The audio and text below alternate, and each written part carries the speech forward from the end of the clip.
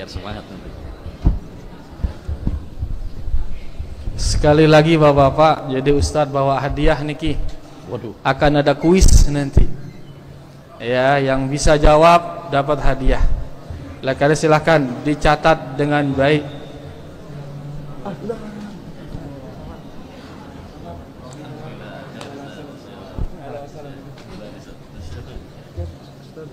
Alhamdulillah.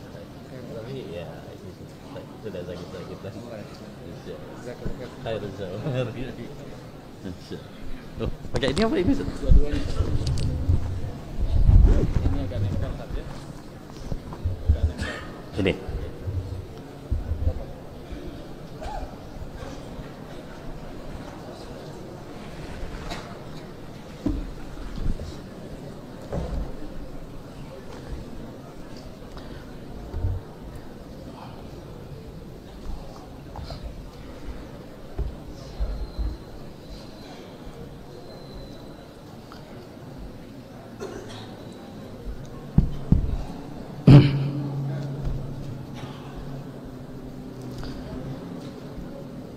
Bismillahirrahmanirrahim. Assalamualaikum warahmatullahi wabarakatuh. Alhamdulillahirabbil alamin. Wa bihi nasta'in ala umurid dunya waddin. Wassalatu wassalamu ala asyrafil anbiya'i wal mursalin. Nabiyyina Muhammad wa ala alihi wa sahbihi ajma'in. ومن اهتدى بهداه واتبع أثره إلى يوم الدين أما بعد رب اشرح لي صدري ويسر لي أمري واحلل عقدة من لساني يفقه قولي اللهم إنا نسألك علما نافعا ورزقا طيبا وعملا متقبلا أيها الإخوة والأخوات, kaum muslimin wal muslimat, para jemaah sekalian yang semoga senantiasa dirahmati dan diberkahi oleh Allah Subhanahu wa taala. Alhamdulillah, kita bersyukur kepada Rabbuna Jalla wa Ala atas nikmat-nikmatnya yang begitu banyak, yang tak terhingga jumlahnya. Wa in ta'uddu ni'matallahi la tuhsuha. Andaikan kalian menghitung nikmat-nikmat Allah Subhanahu wa taala, enggak bakalan kalian bisa menghitungnya. Dan nikmat-nikmat Allah Subhanahu wa taala terbagi menjadi dua. Yang pertama, nikmat yang zahirah, yang nampak. Seperti nikmat sehat, nikmat harta, nikmat keluarga, kelihatan. Nikmat yang kedua, nikmat yang batinah, yang tidak terlihat, tapi ini jauh lebih mahal harganya. Ini lebih berharga di sisi Allah Subhanahu wa taala, karena tidak diberikan kepada sembarangan orang. Hanya orang-orang pilihan, hanya orang-orang yang dikehendaki oleh Allah Subhanahu wa taala kebaikan untuknya yang mendapatkan nikmat kedua ini, yaitu nikmat iman, nikmat bisa beribadah kepada Allah Subhanahu wa taala, nikmat kita bisa ngaji ilmu agama. Ini nikmat yang jauh lebih berharga daripada yang pertama. Kata Nabi alaihi salatu wassalam, innallaha yu'tid dunya man yuhibbu wa man la yuhibb. Sesungguhnya Allah Subhanahu wa taala memberikan nikmat dunia kepada hamba yang dia cintai dan hamba-hamba yang tidak dia cintai.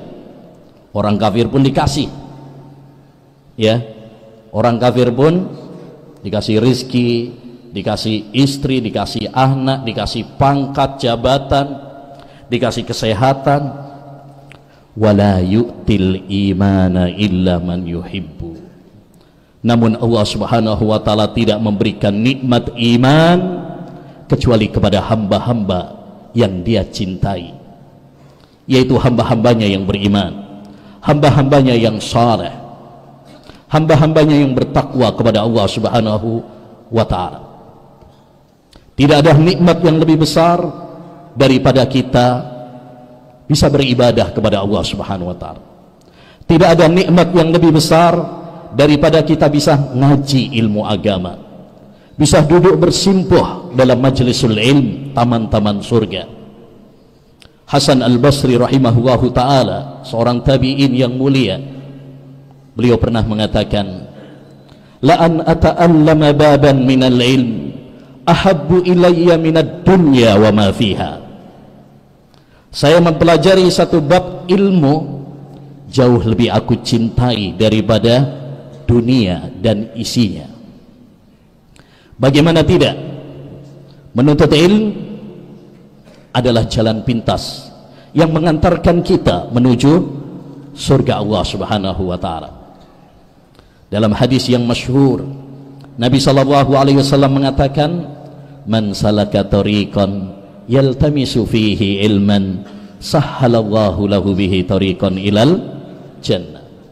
Barang siapa yang menempuh perjalanan, baik menempuh perjalanan yang zahirah, yang nampak, seperti kita berjalan menuju masjid, berjalan menuju majlisul ilm, ya, atau semua sarana yang mengantarkan kita untuk meraih ilmu.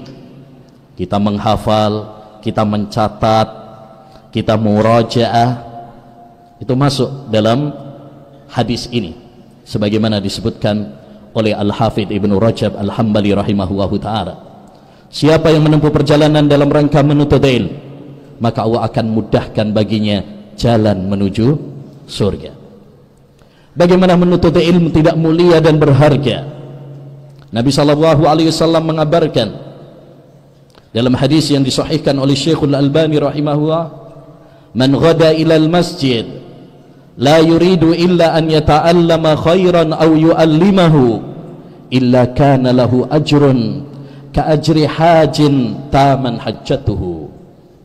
Barang siapa yang pergi ke masjid tidak ada niat, tidak ada tujuan kecuali untuk menimba ilmu agama atau mengajarkannya, kecuali dia akan mendapatkan pahala seperti orang yang berangkat haji dan meraih haji yang sempurna, yaitu haji mabrur.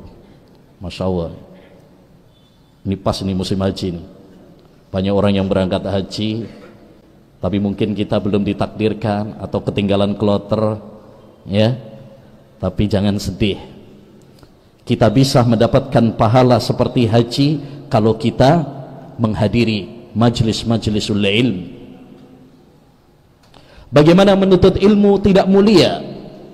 Nabi sallallahu alaihi wasallam bahkan memberikan kabar gembira, orang yang hadir dalam majlisul ilm dia akan mendapatkan pahala seperti orang yang jihad. Kata Nabi alaihi salatu wassalam, man dakhala masjidana hadha liyata'allama khairan aw yu'allimahu kana kal mujahidi fi sabilillah.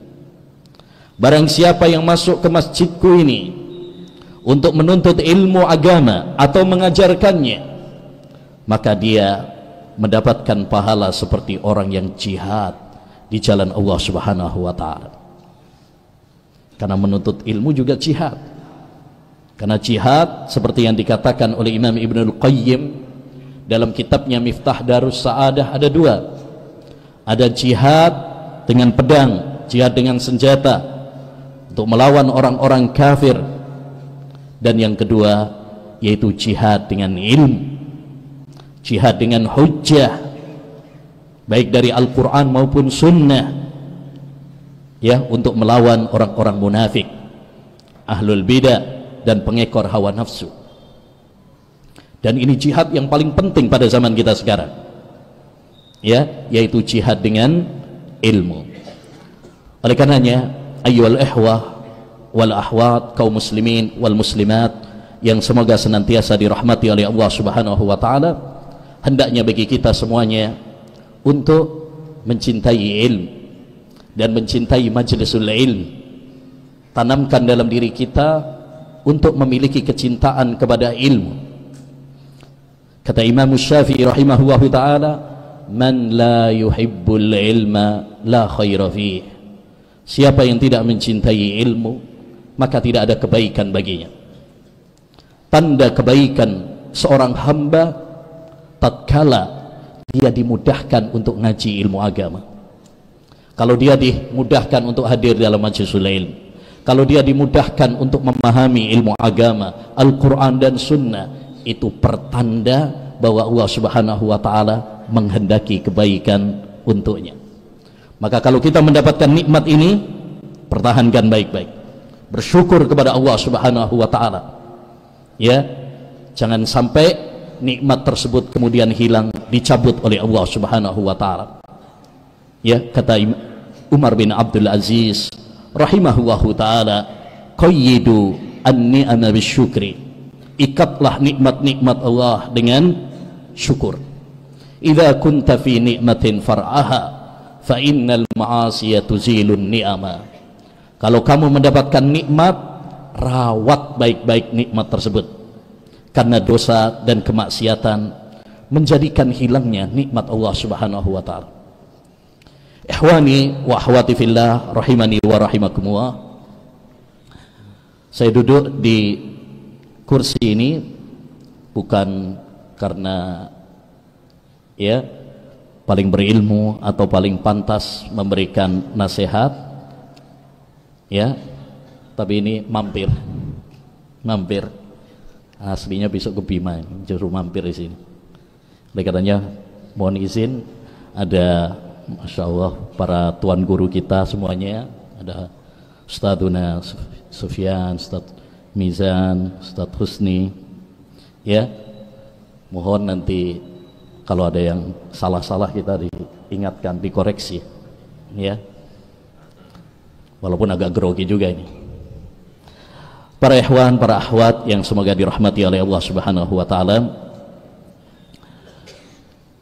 menghadiri majlisul ilm adalah salah satu cara terbaik untuk mencharger iman kita. Karena iman sebagaimana akidah Ahlus Sunnah wal Jamaah bisa bertambah dan bisa berkurang. Maka kita perlu mengontrol terus. Kita perlu berupaya bagaimana ya mencharger iman kita supaya nggak habis. Ibaratkan kalau kita punya HP, kalau baterainya habis ngapain? Dicas. Kalau nggak ada casasan bingung, ya. Banyak orang kalau HP-nya baterainya habis, dia langsung berusaha untuk ngecas lagi. Di sana ada yang lebih penting daripada HP, yaitu iman. Karena iman bertambah dan berkurang, dan seringkali iman kita berkurang. Maka kita perlu untuk menchargernya. Kata Nabi alaihi salatu wassalam, innal imana la yahlaku kama yahlaku thawb fas'alullaha an yujaddidal imana fi qulubikum. Iman itu bisa luntur seperti baju juga luntur.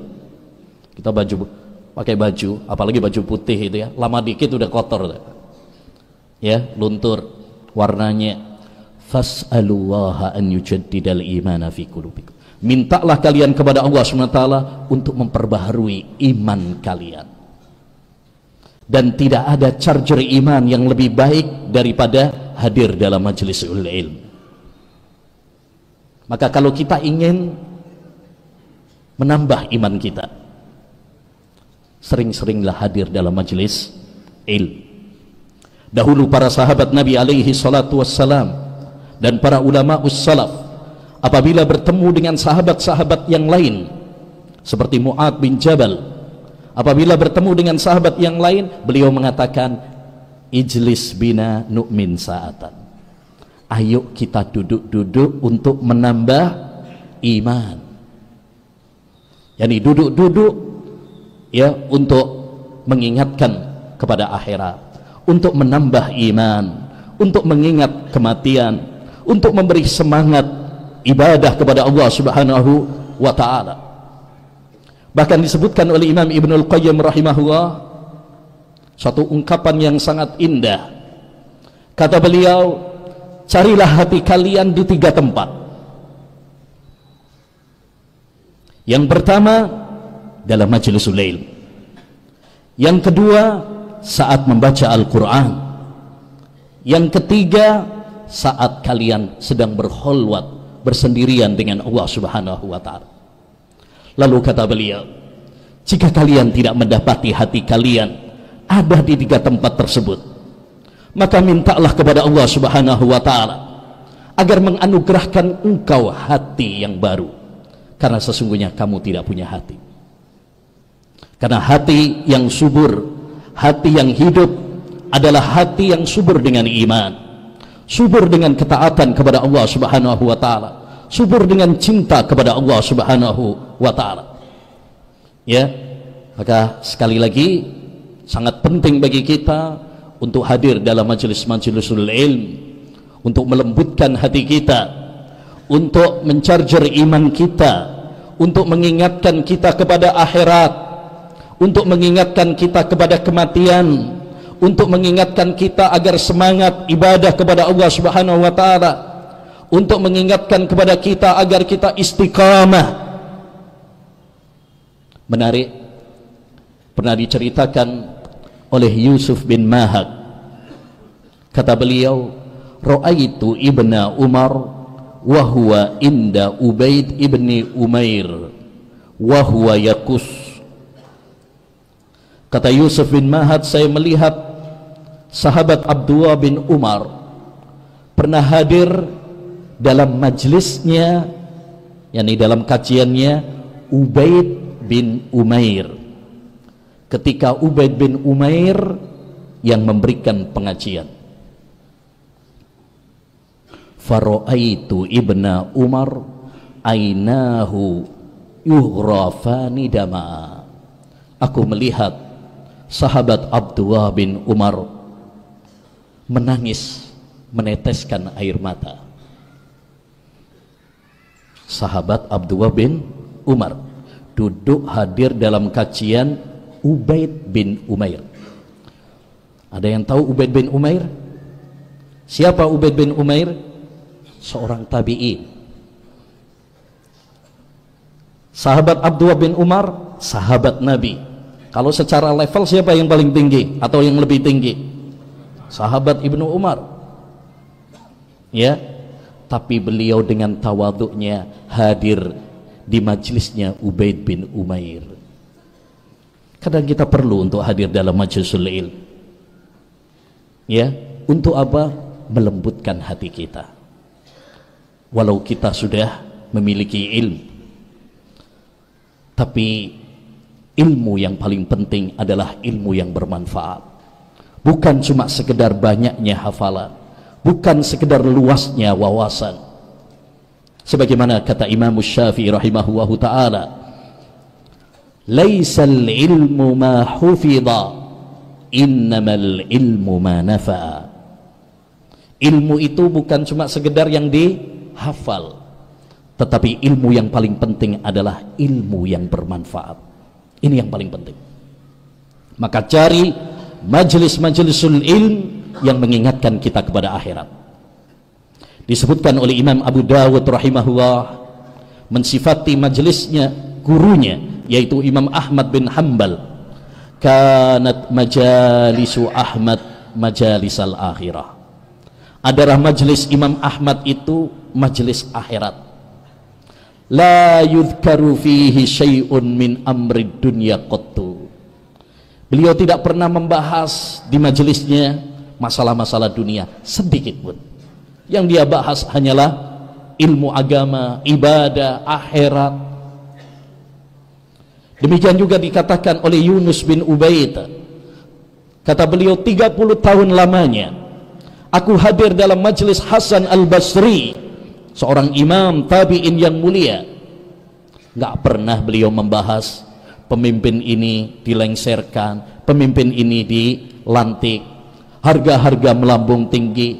Artinya bukan bahas masalah dunia, bukan bahas masalah politik, tapi bahasnya adalah akhirat, bahasnya adalah mengingatkan kematian. Ini majelis-majelisul ilm yang kita butuhkan, majelis-majelisul ilm yang menjadikan kita semakin dekat dengan Allah Subhanahu wa ta'ala. Ayyuhal ihwa wal ahwat, kaum muslimin wal muslimat yang semoga dirahmati oleh Allah Subhanahu wa ta'ala. Ketika kita ingin untuk memperbaiki diri kita dengan ilmu ini, maka yang paling penting untuk kita perbaiki, kita mulai dengan memperbaiki hati kita terlebih dahulu, karena hati adalah raja. Kata sahabat Abu Hurairah radhiyallahu an, al-qalbu kal malik wal a'dha'u junuduhu. Ya, hati itu ibaratkan raja, dan anggota-anggota tubuh yang lainnya ibaratkan prajurit-prajuritnya. Prajurit mah apa kata raja, apa kata panglimanya? Siapa yang memerintahkan mata? Siapa yang memerintahkan lisan? Siapa yang memerintahkan telinga? Hati. Kalau hatinya baik, dia akan memerintahkan mata melihat yang baik, dia akan memerintahkan telinga untuk mendengar yang baik, dia akan memerintahkan lisan berbicara yang baik. Sebaliknya, jika hati rusak, maka dia akan memerintahkan mata untuk melihat yang haram, dia akan memerintahkan telinga untuk mendengar yang haram, dia akan memerintahkan lisan untuk berbicara yang kotor, dia akan memerintahkan kaki melangkah ke tempat-tempat maksiat. Maka kalau kita ingin memperbaiki diri kita, perbaiki dulu apa? Hati. Kata Nabi alaihi salatu wassalam, la yastaqimu imanu abdin hatta yastaqima qalbuh.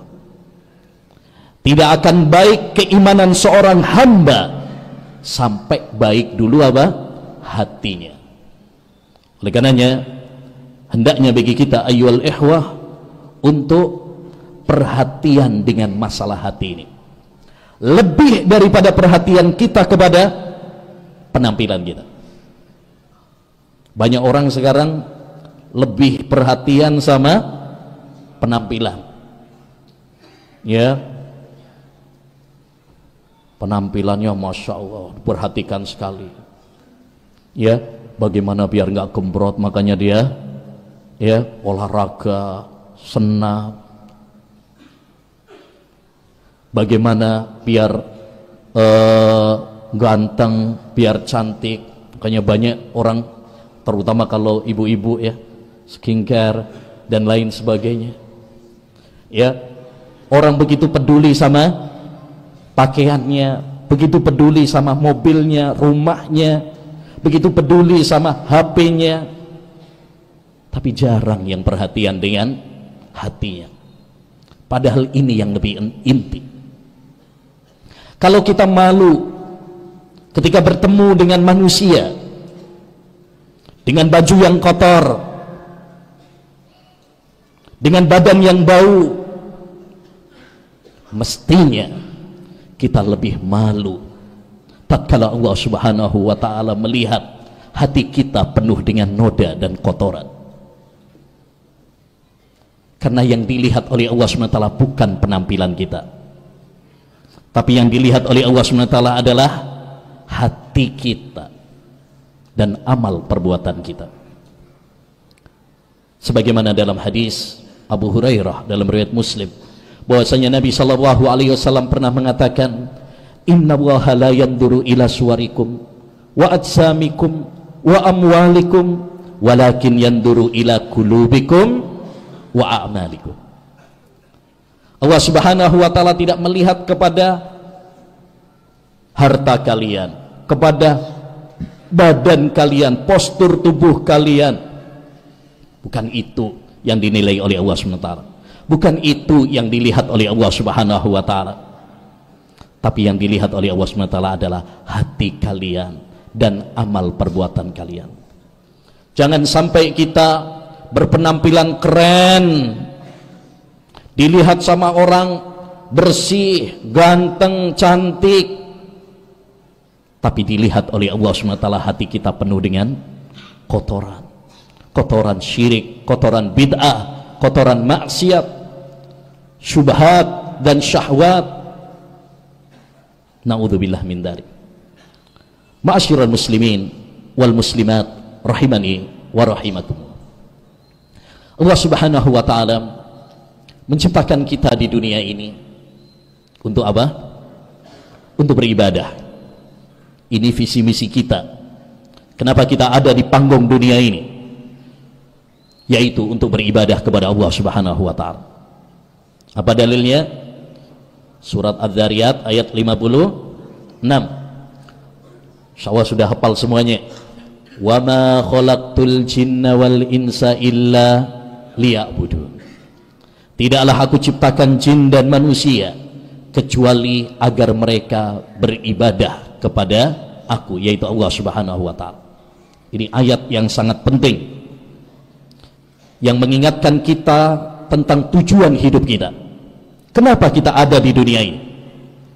Kita ada di dunia ini bukan untuk makan, minum, berfoya-foya seperti binatang. Tapi kita ada di dunia ini untuk mempersiapkan bekal kita untuk setelah kematian kita. Ya, makanya kita butuh kepada ilmu. Karena kita tidak mungkin beribadah kepada Allah Subhanahu wa taala dengan benar kecuali dengan ilmu.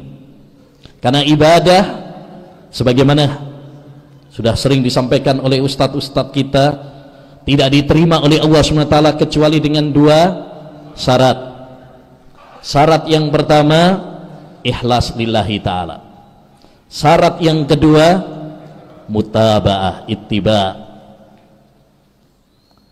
Mungkin enggak kita ittiba' dalam beribadah kalau kita enggak belajar ilmu agama?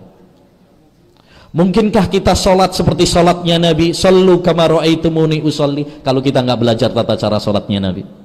Enggak mungkin. Mungkinkah kita ya haji seperti hajinya Nabi SAW, khudhu anni manasikakum, contohlah tata cara manasik hajiku, kalau kita nggak belajar tata cara manasik haji Rasulullah? Nggak mungkin, mustahil. Ya, oleh karenanya disinilah pentingnya kita ngaji ilmu agama. Ya, karena ilmu adalah sarana yang mengantarkan kita agar kita bisa beribadah kepada Allah Subhanahu wa taala dengan benar.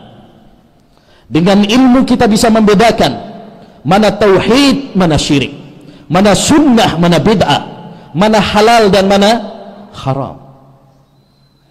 Kata Rabi'atul Ra'i, gurunya Imam Malik rahimahullahu ta'ala, al-ilmu wasilah ila kulli fadilah. Ilmu itu adalah sarana menuju semua keutamaan, baik keutamaan-keutamaan di dunia maupun keutamaan di akhirat. Dengan ilmu kita bisa membedakan mana rute yang mengantarkan kita menuju surga dan mana rute yang mengantarkan kita ke neraka. Itulah kenapa, perhatikan baik-baik, siapa tahu nanti masuk ujian, nanti kan ada ujiannya di akhir ya. Nabi SAW pernah mengajarkan kepada kita sebuah doa yang sangat penting. Bahkan Nabi SAW setiap hari memanjatkan doa ini. Kata Nabi SAW, Allahumma inni as'aluka ilman nafi'a wa rizqan thayyiba wa amalan mutaqabbala. Ya Allah, aku memohon kepadamu ilmu yang bermanfaat, rizki yang halal, dan amal yang diterima. Perhatikan di sini, Nabi SAW berdoa minta berapa hal? 3. Ilmu yang bermanfaat, yang kedua rizki yang halal, dan yang ketiga amal yang diterima. Amal yang diterima itu maksudnya yang ikhlas dan ittiba. Karena amal tidak diterima oleh Allah SWT kecuali apabila memenuhi 2 syarat tadi, ikhlas dan ittiba.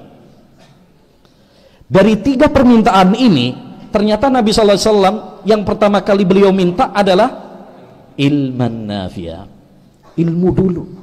Sebelum minta rizki yang halal, sebelum minta amalan yang diterima, yang pertama kali beliau minta adalah ilmu yang bermanfaat.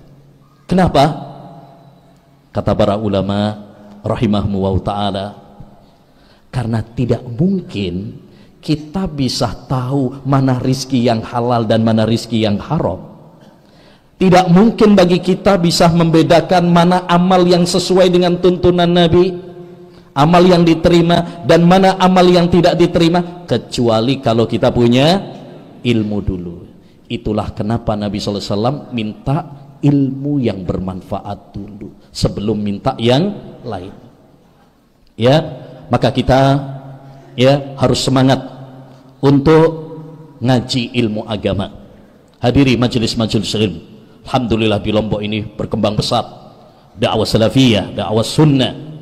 Ya, tidak ada alasan bagi kita untuk tidak hadir dalam majelis ilmu. Sampai kapan kita menuntut ilmu? Sampai mati. Karena finish ibadah kepada Allah Subhanahu wa taala itu surat Al-Hijr ayat 99. Apa? Wa'bud rabbaka hatta ya'tiyakal yakin. Dan beribadalah kepada Rabbmu sampai al-yakin, yakni kematian, datang kepadamu. Dan salah satu jenis ibadah adalah menuntut ilmu. Maka kita harus terus menuntut ilmu dengan penuh semangat, ya, sampai Allah Subhanahu wa taala mengutus kepada kita malaikat maut mencabut nyawa kita. Pernah dikatakan oleh Sa'id bin Jubair, la yazalu rajulu aliman ma ta'allam fa idza taraka al-ilm wa dhanna annahu qad istahna waqtafa fa huwa min ajhalin nas. Seorang itu tetap berilmu, dikatakan alim kalau dia terus belajar. Tapi kalau dia sudah nggak mau belajar lagi, udah merasa bahwa dirinya ya banyak ilmunya, nggak butuh belajar lagi, maka dia berubah menjadi manusia yang paling jahil di dunia ini. Ya, maka menuntut ilmu sampai kapan? Sampai akhir hayat kita. Kata Imam Ibnul Qayyim rahimahullah, dan alangkah bagusnya apa yang beliau katakan, madama fika nafasun fata'allam. Selama engkau masih memiliki nafas, selama engkau diberi nikmat oleh Allah Subhanahu wa taala bernafas, teruslah kamu menuntut ilmu. Menuntut ilmu adalah kewajiban bagi kita semuanya.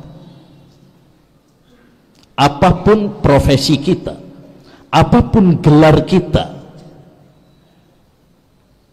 baik dokter, baik polisi, tentara, bahkan presiden sekalipun, kita semuanya wajib belajar ilmu agama.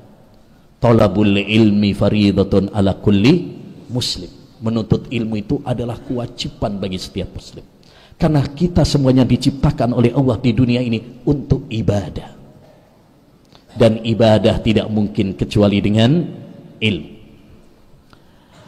Tapi perlu kita ketahui bahwa ilmu ada dua macam. Ada ilmu yang bermanfaat dan ada ilmu yang tidak bermanfaat. Apa dalilnya? Nabi SAW pernah mengatakan, salullaha ilman nafi'a wa ta'awwadhu billah min ilmin la yanfa. Mintalah kalian kepada Allah Subhanahu wa taala ilmu yang bermanfaat, dan berlindunglah kalian kepada Allah dari ilmu yang tidak bermanfaat. Berarti dalam hadis ini dapat kita tarik kesimpulan bahwa ilmu itu ada dua. Ada ilmu yang bermanfaat dan ada ilmu yang tidak bermanfaat. Apa itu ilmu yang bermanfaat? Ilmu yang bermanfaat adalah ilmu yang bersumber dari Al-Quran dan Sunnah. Ilmu yang menjadikan kita bisa beribadah kepada Allah Subhanahu wa taala dengan benar. Ilmu yang menjadikan kita menjadi hamba yang bertakwa kepada Allah Subhanahu wa taala, melaksanakan perintah-perintahnya dan menjauhi larangan-larangannya. Kemudian kita amalkan ilmu tersebut, itu baru ilmu yang bermanfaat. Karena tujuan kita ngaji ilmu agama bukan cuma sekedar ya banyaknya hafalan, bukan untuk sekedar luasnya pengetahuan, tapi ya membuahkan ketakwaan kepada Allah Subhanahu wa taala.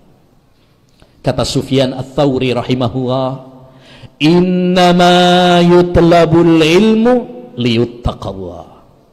Ilmu itu dicari, tujuannya apa?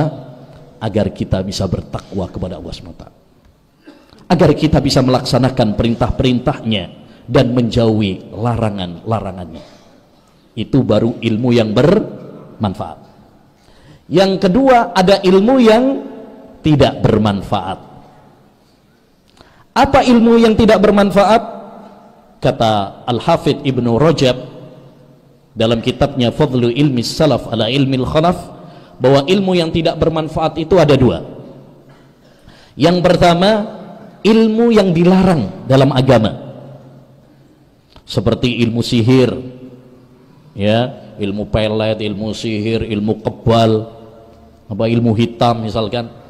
Makanya kita juga harus hati-hati ya ketika memondokkan anak kita.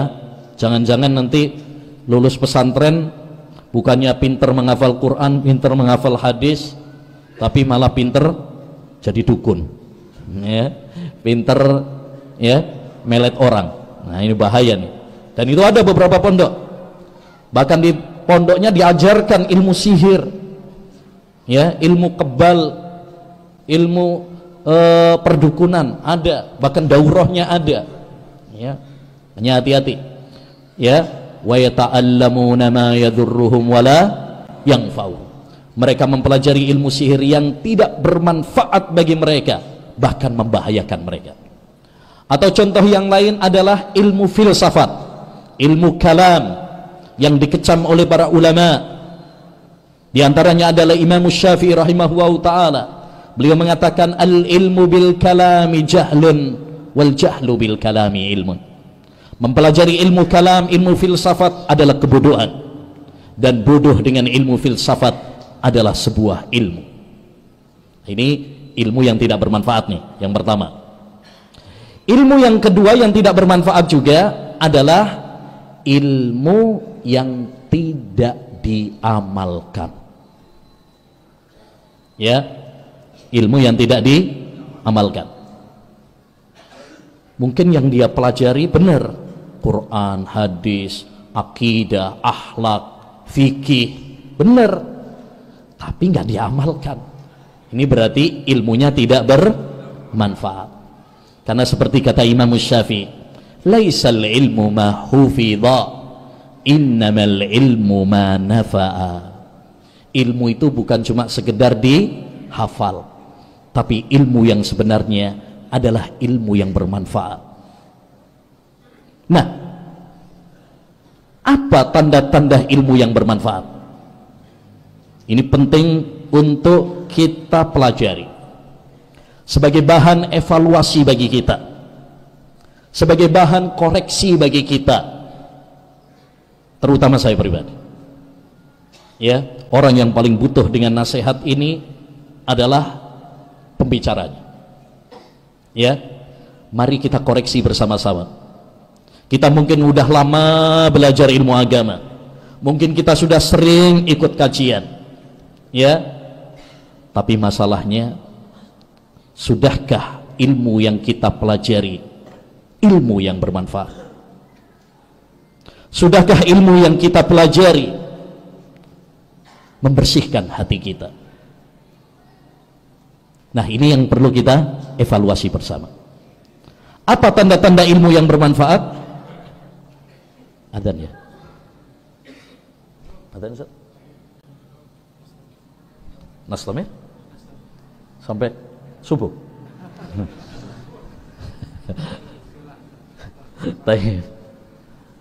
Tadi katanya sampai jam 8 ya? Siap. Taib, tanda-tanda ilmu yang bermanfaat. Ini mari kita pelajari, kita renungkan untuk menjadi evaluasi bagi kita semuanya. Ya, sebagai koreksi bagi kita semuanya, introspeksi, muhasabah bagi kita semuanya. Sudahkah kita memiliki tanda-tanda ini atau tidak? Kalau kita sudah memiliki tanda-tanda ini, bersyukurlah, pertahankan, ya. Tapi kalau belum, maka kita harus segera memperbaikinya sebelum terlambat. Karena penyesalan selalu di belakang. Kalau di depan namanya pendaftaran katanya. Baik.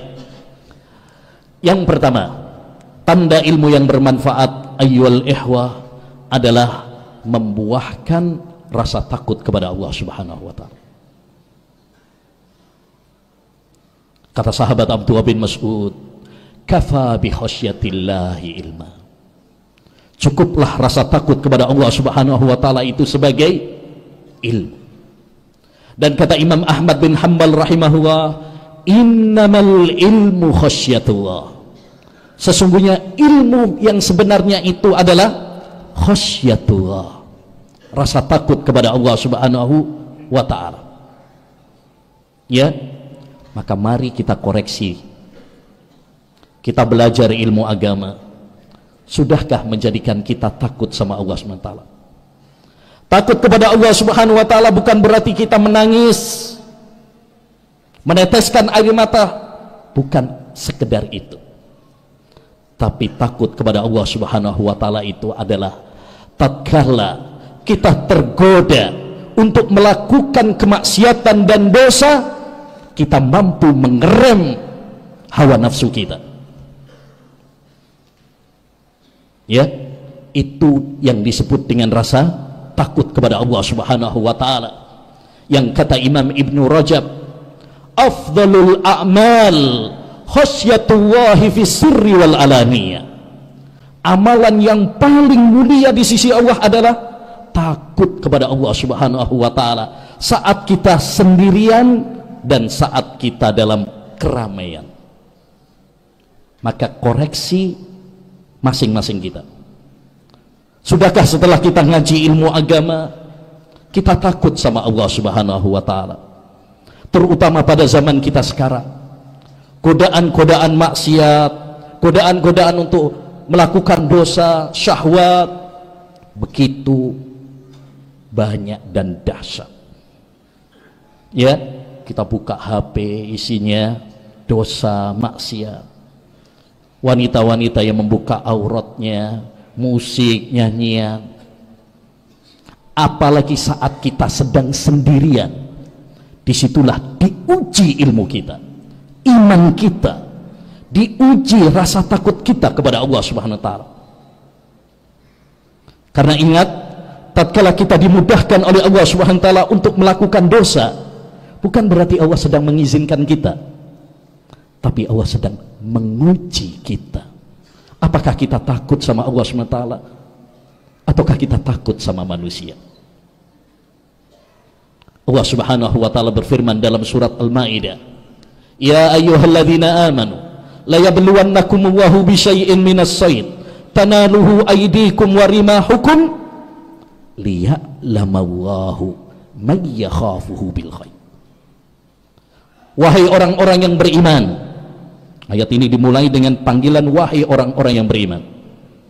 Dan kata sahabat Abdullah bin Mas'ud, kalau kamu mendengar Allah berfirman dalam Al-Quran, wahai orang-orang yang beriman, pasang telingamu baik-baik. Karena itu ayat yang sangat penting, yang menunjukkan konsekuensi keimanan seorang hamba. Allah akan menguji kalian dengan binatang buruan saat ihram, untuk umrah, untuk haji. Tanaluhu aydikum wa rimahukum, yang bisa ditangkap, dipegang oleh tangan kalian dan senjata kalian. Jadi dulu Nabi sama para sahabat ketika haji atau umrah itu sebelum ihram, terus binatang-binatang buruan nggak kelihatan, nggak nongol. Begitu sudah ihram, dan kita tahu kalau sudah ihram itu salah satu larangannya adalah nggak boleh berburu, nggak boleh berburu. Justru ketika sudah ihram, sudah terlarang, itu binatang malah muncul semuanya, lalu lalang, bisa dipegang pakai tangan. Kata Allah Subhanahu wa ta'ala, liya'lamallahu may yakhafuhu bil ghaib. Tujuannya agar Allah SWT tahu siapa yang betul-betul takut sama Allah SWT. Ayat ini penting untuk kita resapi baik-baik. Ketika Allah SWT pada zaman kita sekarang memudahkan kita untuk melakukan dosa, terutama dengan media sosial, dengan HP, ya, apalagi saat kita sedang sendirian, disitulah Allah sedang menguji ilmu kita. Allah sedang menguji iman kita. Allah Subhanahu wa taala sedang menguji apakah kita takut sama Allah Subhanahu wa taala atau takutnya sama orang, takutnya sama istri, takutnya sama orang tua, takutnya sama ustadz. Maka koreksi ya ilmu kita. Kalau ilmu belum membuahkan rasa takut kepada Allah Subhanahu wa taala, berarti ilmu kita belum bermanfaat. Tapi kalau ilmu kita mungkin walaupun pas-pasan, tapi menjadikan kita semakin takut sama Allah Subhanahu wa taala, berarti itu tanda bahwa ilmu kita bermanfaat. Ini tanda yang pertama. Tanda yang kedua, ilmu yang bermanfaat adalah bila ilmu tersebut membuahkan amal. Kalau kita amalkan ilmu tersebut, bukan cuma sekedar teori, bukan cuma sekedar hafalan, bukan cuma sekedar nilai dalam kertas dan ijazah, tapi membuahkan amal dalam kehidupan kita.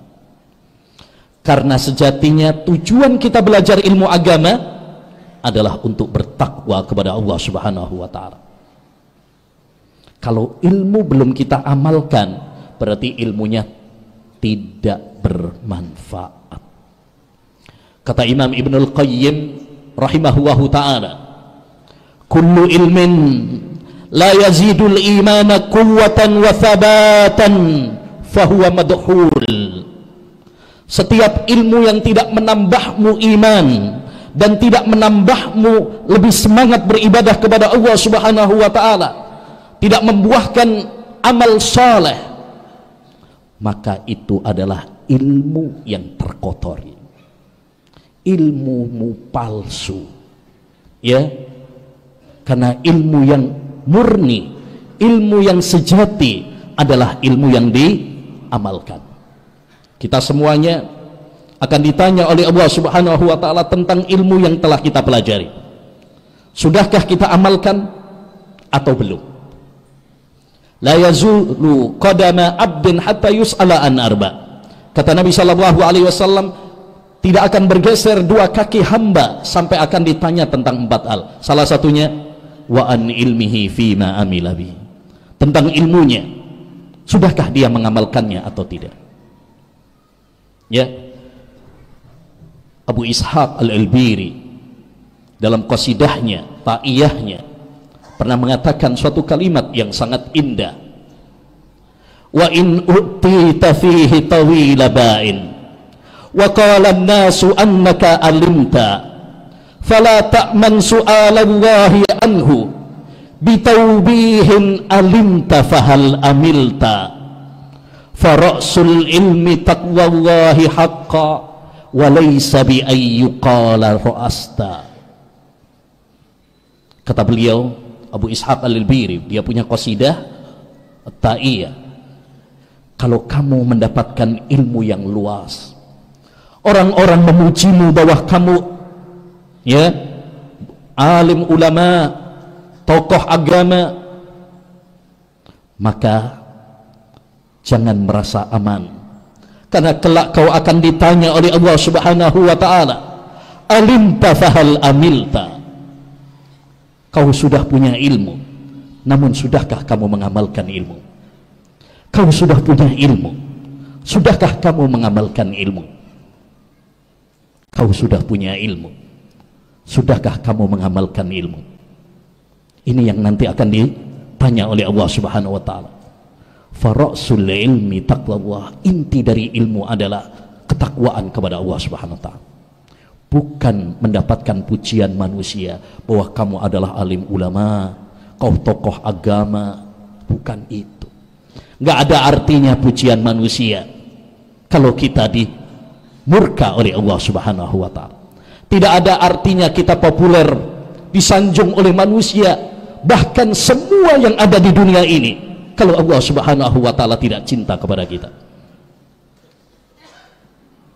Dan yang menarik, kalau kita perhatikan surat Al-Alaq, yang merupakan surat yang pertama kali Allah turunkan kepada Nabi kita Muhammad sallallahu alaihi wasallam.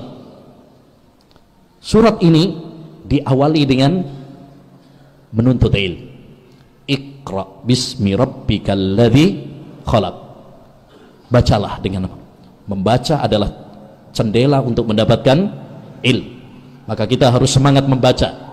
Di samping kita hadir dalam majelis ilmu, ya, usahakan kita punya gemar, hobi untuk membaca yang bermanfaat, membaca Quran, membaca hadis, membaca buku-buku yang bermanfaat. Dan ditutup oleh Allah Subhanahu wa taala dengan wasjud waqtarib. Sujudlah, yakni salatlah, waqtarib, dan mendekatlah kepada Allah Subhanahu wa taala. Perhatikan surat ini, diawali oleh Allah Subhanahu wa taala dengan ilmu, dan ditutup oleh Allah Subhanahu wa taala dengan salat dan mendekat kepadanya, untuk memberikan peringatan dan pelajaran kepada kita bahwa tujuan ilmu adalah amal. Percuma kita belajar ilmu kalau kita tidak mengamalkannya. Kadang-kadang sebagian di antara kita setelah ngaji ilmu agama malah meremehkan. Dulu sebelum ikut kajian lebih dalam, semangat sholat berjamaahnya. Setelah tahu bahwa ternyata hukum sholat berjamaah ada khilaf, ada perbedaan.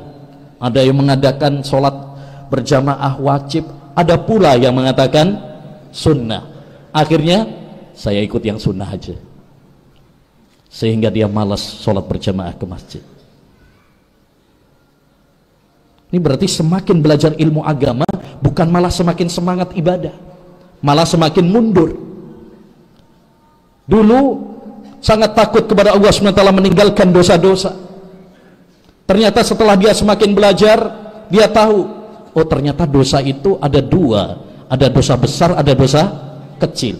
Ah, ternyata ini cuma dosa kecil. Akhirnya dia meremehkan. Pembagian para ulama, ada sunnah, ada wajib, bukan berarti kita meremehkannya. Pembagian para ulama, dosa, ada dosa besar, ada dosa kecil, bukan berarti kita meremehkan yang besar dan meremehkan yang kecil. Bukan itu tujuan. Makanya dulu para ulama, para sahabat, ketika mereka mendengar perintah dari Nabi SAW, ya, mereka nggak nanya ini wajib atau sunnah, enggak. Kalau itu sebuah perintah, mereka berusaha untuk mengamalkannya, terlepas apakah itu wajib ataukah sunnah. Lihat Al-Imam Syafi'i rahimahullah ta'ala, beliau dalam masalah hukum mandi besar, mandi pada hari Jumat, sebagaimana jumhur ulama, beliau mengatakan bahwasanya hukum mandi hari Jumat itu sunnah, tidak wajib. Madhab jumhur, termasuk madhab Syafi'i, mengatakan tidak wajib. Mandi Jumat itu tidak wajib. Tapi apa kata Imam Syafi'i? Saya tidak pernah meninggalkan mandi hari Jumat, baik musim panas maupun musim dingin, baik saat mukim maupun saat safar. Inilah ilmu. Ya, bukan kemudian kita malah kemudian mundur, malah menjadikan kita malas beribadah, malah menjadikan kita meremehkan dosa. Itu berarti kita, ilmu kita tidak bermanfaat. Baik, yang ketiga, di antara tanda ilmu yang bermanfaat adalah jika ilmu yang kita pelajari mengingatkan kita kepada kematian, mengingatkan kita kepada akhirat, mengingatkan kepada kita semangat untuk mempersiapkan bekal kematian, mempersiapkan pundi-pundi pahala untuk menghadap Allah Subhanahu wa taala. Oleh karenanya dalam hadis disebutkan bahwasanya Nabi alaihi salatu wassalam pernah ditanya, ayyul mu'minina atyas, wahai Rasulullah, siapakah orang mukmin yang paling cerdas? Apa jawaban Nabi? Nabi tidak menjawab orang yang paling cerdas itu yang paling banyak hafalannya, orang yang sekolahnya sampai luar negeri, orang yang titelnya, gelarnya lebih panjang daripada namanya. Bukan itu kata Nabi alaihi salatu wassalam. Tapi beliau menjawab, orang yang paling cerdas adalah aksaruhum dzikran lil maut wa ahsanuhum istidadan lima ba'da. Orang mukmin yang paling cerdas adalah orang yang selalu ingat akhirat dan dia mempersiapkan bekal untuk setelah kematiannya. Ya, orang mukmin yang paling cerdas adalah orang yang sering ingat kepada kematian dan dia mempersiapkan bekal untuk setelah kematian. Inilah ilmu yang bermanfaat, yaitu ilmu yang mengingatkan kita kepada akhirat, ilmu yang mengingatkan kita kepada kematian, karena kita semuanya pasti bakal mati. Kullu nafsin dha'iqatul maut, setiap yang bernyawa pasti bakal mati, baik pria maupun wanita, baik miskin maupun kaya, baik pria maupun wanita, semua kita pasti akan mati. Dan kita dianjurkan oleh Nabi untuk sering mengingat akhirat, mengingat kematian. Kata Nabi SAW, aksiru dzikra hadhi min ladzat, sering-seringlah kalian mengingat penghancur kelezatan. Apa itu? Kematian. Kenapa? Karena mengingat kematian memberikan kepada kita setidaknya 3 faedah. Sebagaimana disebutkan ad-daqqaq, ya, ada 3 faedah kalau kita sering mengingat kematian. Satu, dengan mengingat mati kita akan lebih bersemangat dalam beribadah kepada Allah, karena kita akan merasa bekal kita masih sedikit. Yang kedua, kita akan segera bertobat kepada Allah SWT. Kita tidak menunda-nunda, nanti aja, entar aja, kalau udah tua, sekarang nikmati masa muda, nikmati dunia. Tidak, karena kematian, ya, tidak menunggu masa tua kita. Di kuburan tidak ada tulisan khusus yang sudah tua, ya. Yang ketiga, dengan kita mengingat mati kita akan qanaah, kita akan merasa cukup dengan apa yang telah Allah SWT berikan kepada kita. Kita tidak menjadi budak-budak dunia yang rakus kepada dunia, ya, tapi kita akan menjadi hamba-hamba yang qanaah. Yang keempat, di antara tanda ilmu yang bermanfaat, dan ini sangat penting untuk sebagai bahan koreksi bagi kita, ilmu tersebut menjadikan kita semakin baik akhlak kita, semakin baik adab kita. Setelah ngaji ilmu agama, ada perubahan pada akhlak kita, pada adab kita, pada tutur kata kita, baik adab kita kepada orang tua, adab kita kepada keluarga, istri, anak, tetangga, kerabat, sahabat, dan lain sebagainya. Karena akhlak adalah termasuk amalan yang paling banyak memasukkan hamba menuju surga. Nabi SAW ketika ditanya, su'ila Nabi SAW an aktsari ma yudkhilun nasal jannah, Nabi SAW pernah ditanya, amalan apa yang paling sering memasukkan orang ke surga? Maka beliau menjawab, taqwallah wa husnul khuluq. Yang paling banyak memasukkan orang ke surga itu 2, takwa kepada Allah Subhanahu wa taala dan akhlak yang mulia. Oleh karenanya jangan meremehkan masalah akhlak, jangan meremehkan masalah akhlak. Justru ini paling penting, ya. Setelah takwa kepada Allah, setelah akidah, setelah iman, hubungan kita kepada Allah SWT, jangan meremehkan juga masalah akhlak, hubungan kita sesama manusia. Karena kita harus menjalin hubungan yang baik kepada Allah Subhanahu wa taala, juga harus menjalin yang baik dengan sesama manusia, terutama bagi para penuntut ilmu, terutama bagi ikhwan akhwat yang udah ngaji. Setelah kita ngaji harus berubah akhlaknya dengan yang lebih baik. Kalau kita belajar ilmu agama tapi belum merubah akhlak kita menuju yang lebih baik, berarti pertanda ilmu kita tidak bermanfaat. Hati-hati. Kata Syekh Ibnu Utsaimin rahimahullah dalam kitabnya Syarah Hilyah Talibul Ilm, kata beliau, penuntut ilmu apabila tidak menghiasi dirinya dengan akhlak yang mulia, maka sejatinya ilmunya tidak bermanfaat. Ya, man izdada ilman walam yazdad bihi huda falyattahim ilma. Siapa yang bertambah ilmunya tapi tidak semakin baik akhlaknya, maka hendaknya dia mencurigai ilmunya. Dia harus koreksi ilmunya. Jangan-jangan ada yang salah. Harus ada perubahan yang lebih baik. Masya Allah, setelah kita ngaji ilmu agama, kita sama orang tua lebih berbakti, sama keluarga lebih, sama istri lebih sayang, sama anak lebih perhatian, ya, sama orang akhlaknya semakin baik, semakin ramah, suka membantu, tidak menyakiti. Ada perubahan. Jangan sampai setelah ngaji ilmu agama semakin sangar, semakin pelit senyum, ya, tidak. Waqi' Ibnul Jarrah, gurunya Imam Syafi'i rahimahullah ta'ala, pernah beliau dicelah oleh orang. Beliau enggak membalasnya. Ketika ditanyakan kepada beliau, kenapa engkau tidak membalasnya? Kan dia telah mencelamu, dia telah menghinamu, kenapa engkau tidak membalasnya wahai imam? Maka kata beliau, ya, walima ta'allamna idzan. Kalau saya membalas celaan dengan celaan, terus buat apa saya ngaji ilmu agama? Kalau setiap orang yang mencela dan menghina saya membalas dengan celaan juga, terus buat apa saya belajar ilmu agama? Berarti nggak ada perubahan dong.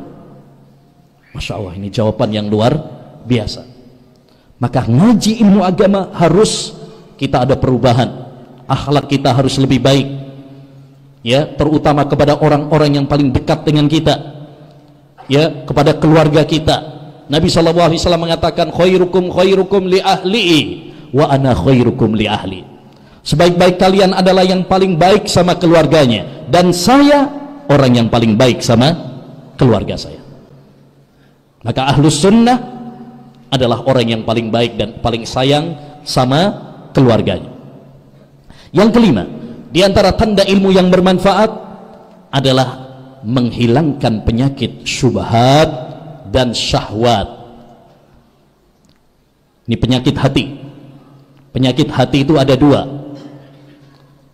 Yang pertama syubhat, kerancuan, keraguan dalam hati seorang, dalam masalah akidah, dalam masalah iman, seperti yang Allah firmankan tentang orang-orang munafik, fi qulubihim maradun fazadahumullahu marada. Di dalam hati mereka terdapat penyakit, yakni penyakit syubhat. Yang kedua, ada penyakit namanya penyakit hati syahwat. Syahwat kepada wanita, syahwat kepada harta, syahwat kepada dunia. Di antaranya Allah berfirman dalam surat Al-Ahzab tentang syahwat kepada wanita, ya, wala tahdha'na bil qaul fayatma'alladzi fi qalbihi marad. Wahai para wanita, jangan kalian melagu-lagukan suara kalian, ya, khawatirnya membuat fitnah bagi orang yang di dalam hatinya penyakit, yakni penyakit apa? Syahwat, syahwat kepada wanita. Berarti penyakit hati itu ada dua, ada penyakit syubhat, ada penyakit syahwat. Nah, tanda ilmu yang bermanfaat jika ilmu kita menghilangkan dua penyakit ini pada diri kita. Sebagaimana kata Syekh Abdurrahman As-Sa'di dalam mandhumahnya, i'lam hudita anna afdhalal minan ilmun yuzilu syakka anka wad-daran wa yakshiful haqqa lidhil qulubi wa yusilul abda ilal matlubi. Ketahuilah, semoga Allah memberikan hidayah kepadamu, bahwa nikmat yang paling besar adalah nikmat ilmu yang menghilangkan syak, keraguan. Ini tadi apa penyakit apa? Syubhat, kerancuan-kerancuan pemikiran. Dan ini banyak pada zaman kita sekarang, dan silih berganti. Syubhat-syubhat yang merusak akidah, menggoncang akidah, silih berganti. Maka perkuat kajian-kajian tentang akidah, kajian-kajian tentang manhaj, supaya ketika ada syubhat-syubhat terkait tentang akidah, kita bisa menangkisnya. Karena hati itu lemah. Al-qulubu dha'ifa wasyubahu khattafa. Kata Imam Adz-Dzahabi, hati itu lemah, sedangkan syubhat itu apa? Kencang menerpa. Dan itu silih berganti. Dulu ada misalkan batu ajaib Ponari, Jombang, ya. Ganti lagi nabi-nabi palsu, ganti lagi prediksi kiamat 2012, ganti lagi yang bisa menggandakan uang, ganti lagi Mama Ufron ya, dan terus berganti. Ada lagi boneka arwah, ada lagi cek khodam, macam-macam. Ini semuanya adalah syubhat. Kalau kita nggak belajar ilmu agama, mungkin kita seperti sebagian masyarakat yang tertipu dengan syubhat-syubhat tersebut. Makanya bekali diri kita dengan ilmu supaya kita selamat. Karena zaman sekarang ini zaman yang penuh dengan syubhat dan syahwat. Yang kedua, penyakit yang kedua kata beliau, waddaron, kotoran hati. Ini yang dimaksud adalah fitnah syahwat, ya. Dan ini membutuhkan ilmu, membutuhkan kesabaran mengerep syahwat, ya. Nah, yang keenam, ayyuhal ikhwah, tanda ilmu yang bermanfaat adalah jika ilmu tersebut menjadikan kita semakin berlapang dada menghadapi perbedaan, nggak gampang baperan, nggak gampang musuhan sama orang. Semakin kita berilmu, semakin kita dewasa, semakin kita berlapang dada. Dikatakan oleh Imam Ibnul Qayyim rahimahullahu ta'ala, kullama ittasa'a ilmu rajul ittasa'at rahmatuh. Semakin luas ilmu seseorang, maka akan semakin luas pula kasih sayangnya kepada orang lain. Semakin kita ngaji ilmu agama, kita akan semakin sayang terhadap orang lain, bukan semakin senang musuhan. Semakin kita dewasa, semakin kita berlapang dada. Makanya penting kita mempelajari fikih dan perbedaan pendapat di kalangan para ulama, supaya kita belajar dewasa menghadapi perbedaan. Kata Qatadah bin Di'amah As-Sadusi, seorang tabi'in yang mulia, kata beliau, man lam ya'riful hilaf lam yashumma anfuhul fik. Siapa yang tidak mempelajari perbedaan pendapat di kalangan para ulama, maka hidungnya belum mencium bau fikih. Makanya penting belajar fikih atau adanya perbedaan-perbedaan pendapat di kalangan para ulama, supaya kita semakin dewasa, supaya kita semakin berlapang dada menghadapi perbedaan yang ada. Kadang perbedaan di antara kita aja ada perbedaan, apalagi sama masyarakat ada perbedaan lagi. Oleh karenanya ahlus sunnah hendaknya semakin berlapang dada, ya, menghadapi perbedaan, ya, tidak baperan, tidak suka tengkar, debat kusir, sampai kemudian ya membuat kita saling bermusuhan antara satu dengan yang lain. Terutama kita ahlus sunnah wal jamaah, kita ini udah dikit, jumlah kita dikit, ghuraba, orang-orang yang asing. Jangan sampai kita udah dikit tengkar terus antara satu dengan yang lain. Kata Hasan Al-Basri rahimahullahu ta'ala, dan ini wasiat yang sangat penting dari beliau, ya ahlas sunnah tarahamu fima bainakum fa innakum aqallun nas. Wahai ahlus sunnah, hendaknya kalian saling mencintai di antara kalian, saling menyayangi di antara kalian, karena kalian adalah orang yang paling sedikit jumlahnya. Jangan sampai sudah sedikit malah suka ribut, ya, tengkar, bermusuhan, saling iri antara satu dengan yang lain. Ya, hindari hal-hal seperti ini. Kalaupun kita ada perbedaan, mari kita diskusikan dengan baik, karena perbedaan pasti ada. Antum sama istri sama anak aja kadang beda pendapat, apalagi sama orang lain. Ya, tapi hendaknya kita berlapang dada. Kalaupun kita diskusi dengan tujuan untuk mencari kebenaran, bukan untuk mencari, ya, kemenangan. Kadang-kadang mungkin kita pas rapat, pas musyawarah, kadang-kadang mungkin ada terjadi perbedaan. Tapi kita harus belajar dalam diskusi bagaimana, ya, menampung usulan, ya, kemudian kita berlapang dada. Menarik, pernah diceritakan bahwasanya Imam Syafi'i rahimahullahu ta'ala pernah beliau debat dengan Imam Abu Ubaid Al-Qasim ibnu Sallam. Imam Abu Ubaid Al-Qasim bin Sallam ini seorang ulama juga, ya, beliau ahli tafsir, ahli bahasa, ahli hadis, ya, temannya Imam Syafi'i, temannya Imam Ahmad bin Hanbal juga, pakar hadis, pakar tafsir, pakar bahasa Arab. Diskusi tentang firman Allah Subhanahu wa taala, wal mutallaqatu yatarabbasna bi anfusihinna salasata quru.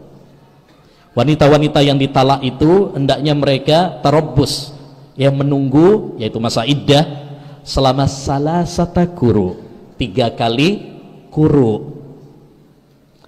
Apa arti quru dalam ayat ini? Apakah artinya 3 kali suci atau 3 kali haid? Karena dalam bahasa Arab, quru itu lafadz yang mustarak, bisa bermakna 2, bisa bermakna haid, bisa bermakna, ya, suci. Maka mereka berselisih dalam ayat ini artinya apa? Apakah suci atau haid? Imam Syafi'i rahimahullah ta'ala mengatakan 3 kali haid. Imam Abu Ubaid Al-Qasim bin Salam mengatakan 3 kali suci. Lalu masing-masing membawakan dalilnya, membawakan argumennya, ya, dari sisi hadis, dari sisi tafsir, dari sisi bahasa, karena dua-duanya pakar, dari sisi fikih. Namun apa yang terjadi setelah diskusi? Setelah diskusi masing-masing ganti pendapat. Imam Syafi'i yang awalnya mengatakan 3 kali haid, setelah diskusi, setelah debat malah mengatakan pendapat yang lebih kuat 3 kali suci. Imam Abu Ubaid setelah debat, ya, malah dia mengatakan yang paling kuat adalah 3 kali haid. Masing-masing ganti pendapat, masing-masing terpengaruh dengan argumen yang dibawakan oleh temannya. Itu menunjukkan bahwa mereka, kalaupun mereka diskusi, bukan untuk mencari kemenangan, tetapi mencari kebenaran, mana yang lebih kuat. Lah ini yang perlu kita belajar. Kadang-kadang kita, terutama sebagian yang baru-baru ngaji, ya, ngajinya pas-pasan, bahasa Arab belum bisa, tapi kalau suruh debat, Masya Allah, apalagi kalau di media sosial nggak kelihatan orangnya, ya, debat kusir, ya, saling tengkar, saling bermusuhan, kadang-kadang keluar, ya, kata-kata kebun binatang, ya. Bukan seperti itu kita belajar ilmu agama.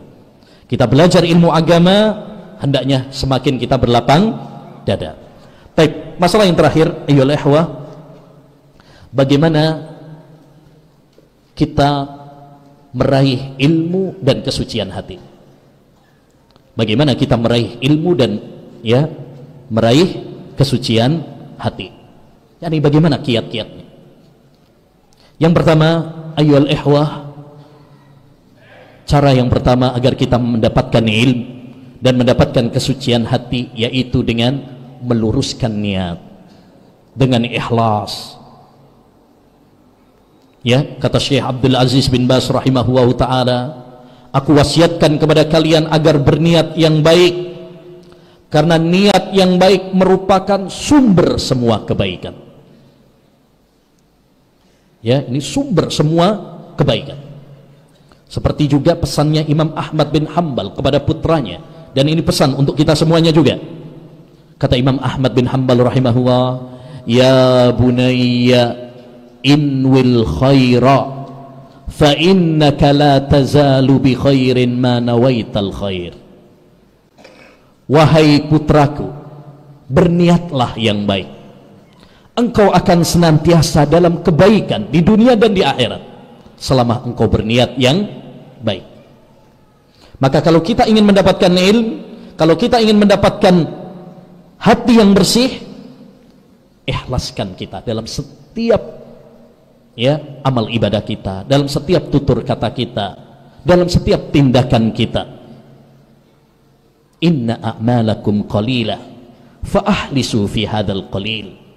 Kata Yahya bin Abi Katsir, sesungguhnya amal-amal kalian itu dikit, maka ikhlaskan yang sedikit ini. Jangan sampai udah amalnya dikit nggak ikhlas pula, ya akhirnya sia-sia. Apa kata Imam Ibnul Qayyim rahimahullah ta'ala, ya, orang yang beribadah tapi tidak ikhlas seperti seorang musafir yang mengisi tasnya, mengisi kopernya dengan pasir, hanya memberatkan dirinya dan tidak ada faedahnya. Udah capek, ya, capek badannya, tenaganya, waktunya, pikirannya, tapi sia-sia, nggak ada faedahnya karena nggak diterima sama Allah SWT. Maka semakin bersih hati kita, semakin ikhlas niat kita, kita akan dikaruniai oleh ilmu yang bermanfaat, dan kita akan meraih hati yang bersih. Yang kedua, agar kita mendapatkan ilmu dan mendapatkan kesucian hati, hendaknya bagi kita untuk bersemangat. Tidak boleh malas-malasan, karena ilmu tidak didapatkan dengan malas-malasan. Ya, Nabi SAW pernah bersabda, dan ini hadis yang sangat penting karena berisi tentang resep kesuksesan. Siapa yang ingin sukses, maka terapkan hadis ini. Kata Nabi alaihi salatu wassalam, ihris ala ma yanfa'uka wasta'in billah wala ta'jiz. Bersemangatlah kamu melakukan hal-hal yang bermanfaat bagimu, wasta'in billah, dan mintalah pertolongan kepada Allah SWT, wala ta'jiz, jangan lemah, jangan malas. Berarti ada 3. Kalau kita ingin sukses, kata Nabi ada 3. 1, harus semangat, nggak boleh malas-malasan. La yunalul ilmu birahatil jasad. Kata para ulama, ilmu itu tidak didapatkan dengan badan yang santai-santai. Ya, lihat para ulama dahulu, bagaimana semangat mereka dalam menuntut ilmu. Ada yang melakukan perjalanan berbulan-bulan hanya untuk mendapatkan satu hadis. Ya, berbulan-bulan. Kita alhamdulillah sekarang ini nggak nyampe berbulan-bulan, nggak nyampe 1 hari malahan, hanya 1 jam 2 jam udah dapat berapa hadis tadi kalau dicatat. Ya, harus semangat. Ya, bahkan para ulama dalam perjalanannya ada yang sampai kencing darah, ada yang sampai kelaparan, ada yang sampai mati. Menunjukkan semangat mereka dalam menuntut ilmu. Yang kedua, wasta'in billah, minta pertolongan kepada Allah SWT. Jangan mengandalkan kehebatan kita, kejeniusan kita, tapi minta pertolongan sama Allah, berdoa kepada Allah SWT, merengek sama Allah Subhanahu wa ta'ala. Yang ketiga, ya, apa? Wala ta'jiz, jangan menyerah. Ya, kalaupun kita gagal, jangan menyerah, bangkit. Mungkin sebagian di antara kita ketika menuntut ilmu, mungkin ya tidak diberi keenceran otak seperti temannya yang lain. Jangan menyerah. Ya, yang paling penting kita terus semangat belajar ilmu agama. Ya, Masalah hasil nanti kita dilihat oleh Allah bukan hasilnya, tapi bagaimana usaha kita, semangat kita. Menarik, pernah diceritakan bahwasanya Al-Imam Al-Kasai, seorang ulama ahli bahasa Arab, ilmu nahwu, awal belajarnya juga nggak bisa. Dikisahkan bahwa beliau pertama kali belajar nahwu putus asa, ya, susah. Itu orang Arab padahal, apalagi kita bukan orang Arab. Makanya kalau ada pelajaran bahasa Arab biasanya kalau dibuka awalnya aja yang rame, ya, habis itu mundur teratur, rontok dikit-dikit, ya. Nah, awalnya Imam Al-Kasai juga begitu, nggak paham-paham, udah akhirnya malas, buat apa belajar nahwu. Kemudian duduk, pas ketika duduk di bawah pohon, dia lihat ada semut. Semut ini naik, bawa makanan, naik, jatuh lagi, bawa lagi, jatuh lagi, sampai yang ketiga kalinya berhasil. Akhirnya dia belajar dari situ. Masa saya kalah sama semut? Semut aja nggak nyerah, ya, masa saya nyerah? Saya harus balik lagi belajar ilmu nahwu. Akhirnya dia semangat belajar ilmu nahwu dan menjadi ulama pakar dalam nahwu. Makanya kalau yang belajar nahwu sering disebut tuh Sibawai, Kasai, ya, itu seorang pakar dalam ilmu nahwu. Maka kita harus semangat dalam belajar ilmu ini, tidak boleh malas-malesan. Apalagi zaman sekarang, ya, banyak kajian-kajian, ya, termasuk di Lombok ini, di masjid ini banyak kajian-kajian, ya. Tidak ada alasan bagi kita untuk males belajar ilmu agama zaman sekarang. Kalaupun nggak bisa hadir, sekarang ada rekamannya, ada di YouTube-nya, ada buku-buku gratis lagi, ya, PDF-nya, tulisan-tulisan, radio, TV. Nggak ada alasan bagi kita untuk nggak belajar ilmu agama, ya. Sekarang banyak orang banyak alasan kalau untuk belajar ilmu agama. Hujan, panas, liburan, waktunya kerja. Terus kapan belajar ilmu agama?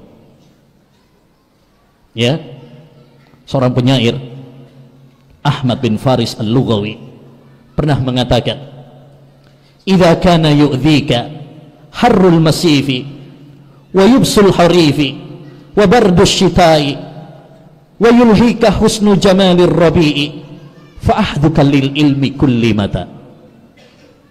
Kalau kamu beralasan musim panas, panas, musim dingin, dingin, musim semi, indah sekali, enaknya untuk liburan, ya. Terus kapan kamu mau belajar ilmu agama? Ya, hari aktif kau mengatakan waktunya kerja, hari Sabtu Ahad waktunya libur, kamu bilang waktunya sama keluarga, rekreasi, jalan-jalan. Waktu pagi waktunya ngantor, sore capek, malam ngantuk. Terus kapan belajarnya? Kapan kita meluangkan waktu menuntut ilmu? Nabi saja orang yang sibuk tetap belajar sama Jibril, padahal istrinya Nabi banyak. Kita istri cuma satu, bahkan belum punya istri kadang, tapi banyak alasan untuk tidak belajar ilmu agama. Maka harus semangat dalam belajar ilmu agama.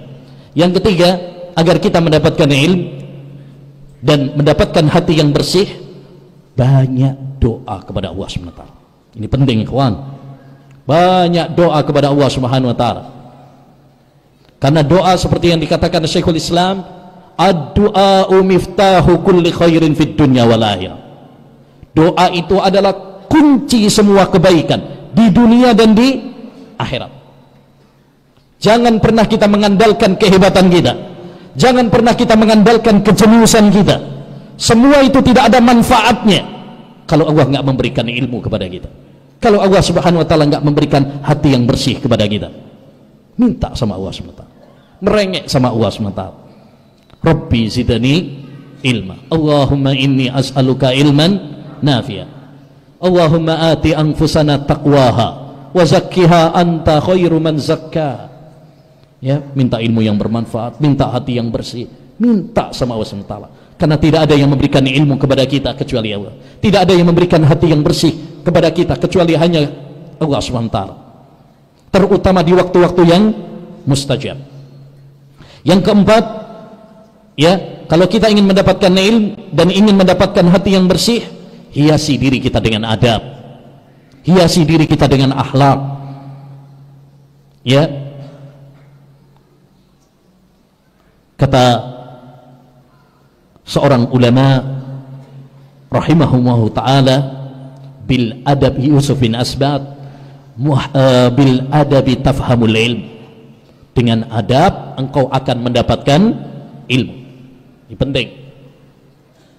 Ya, hiasi diri kita, perhatikan adab-adab kita agar kita mendapatkan ilmu. Bahkan dahulu disebutkan oleh Muhammad bin Sirin, kanu yata'allamuna al-hadiya qabla an yata'allamul ilm. Adalah para ulama us-salaf belajar adab terlebih dahulu sebelum belajar ilmu. Maka ketika kita hadir dalam majelis ilmu, perhatikan adab-adab kita. Kalau kita beradab kepada ustadz, beradab kepada majelis ilmu, beradab kepada teman kita, maka kita akan mendapatkan ilmu. Tapi kalau kita tidak beradab, maka kita pun tidak mendapatkan ilmu. Betapa banyak orang yang hadir dalam majelis ilmu tapi dia tidak mendapatkan ilmu. Salah satu sebabnya apa? Dia tidak memperhatikan adab. Ada yang ngobrol sendiri, ada yang main HP sendiri, ada yang tidur sendiri. Ya, padahal Imam Ibnul Qayyim mengatakan apa? An-nu'asu fi majalisil ilm minasyaitan. Ngantuk dalam, ini ngantuk bukan tidur loh, apalagi ngorok. Ya, ngantuk dalam majelis ilmu itu, kata beliau, saya cuma nukil ya, nanti jangan komplain. Ya, ngantuk dalam majelis ilmu itu dari setan. Ngantuk dalam majelis ilmu itu dari setan.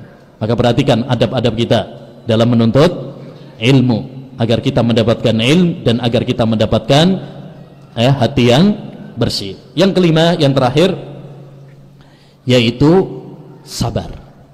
Kalau kita ingin mendapatkan ilmu dan kalau kita ingin mendapatkan hati yang bersih, maka kita harus sabar. Kunci menuntut ilmu adalah sabar. Kalau kita nggak sabar, kita nggak mendapatkan ilmu. Dan antum insya Allah sabar ya. Kalau enggak, udah bubar duluan. Ini kan, sabar dalam majelis ilmu, sabar mencatat, sabar mendengar, sabar duduk.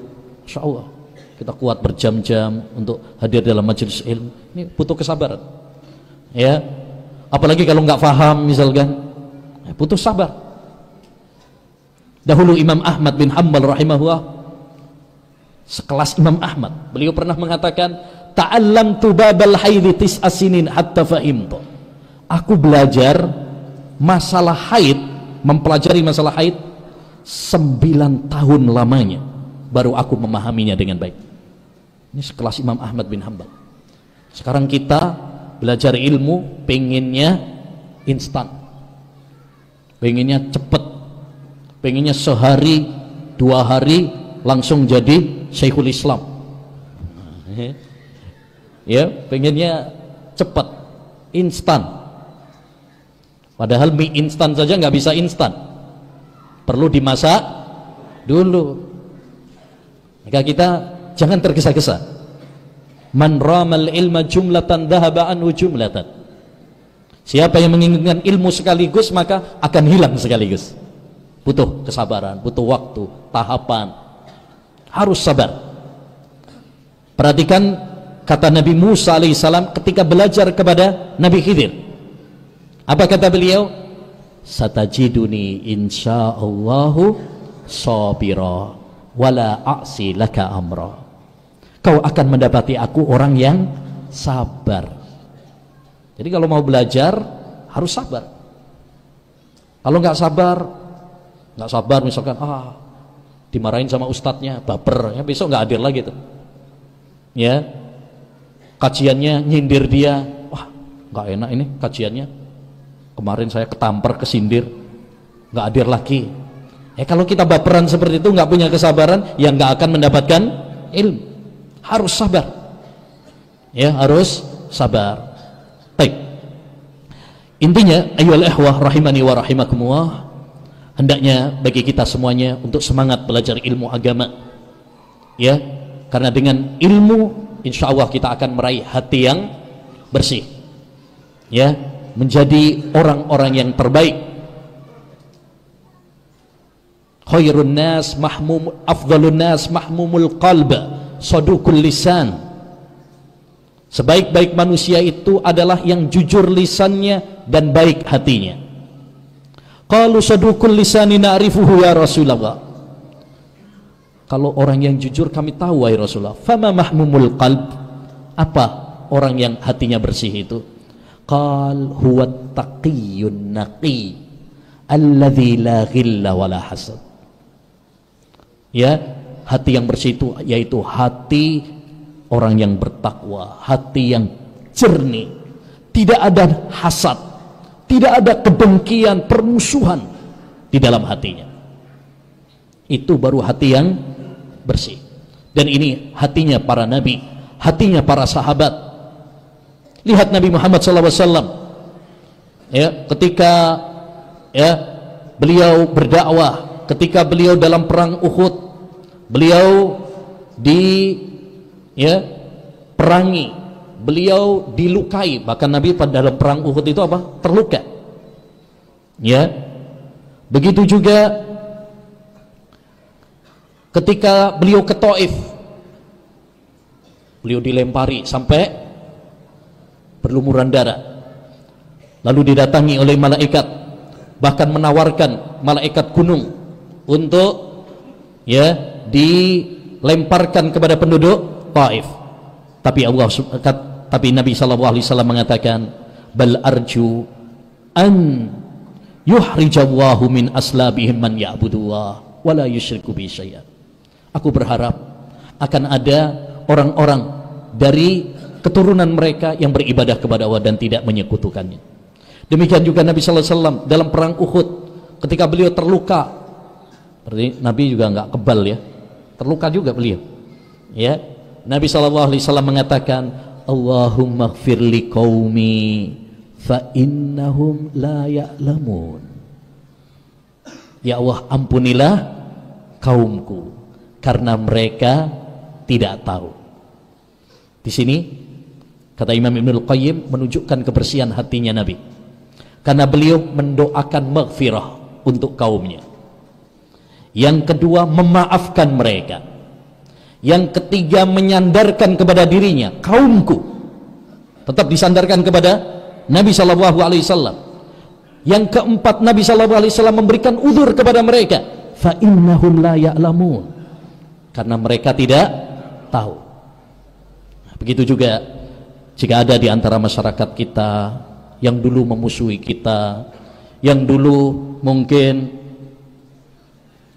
ikut demo, ya, misalkan, ya, kita doakan mudah-mudahan mereka mendapatkan hidayah. Jangan jadi pendendam, jangan jadi pendendam, diincarnya. Oh ini nih, awas nih, ya.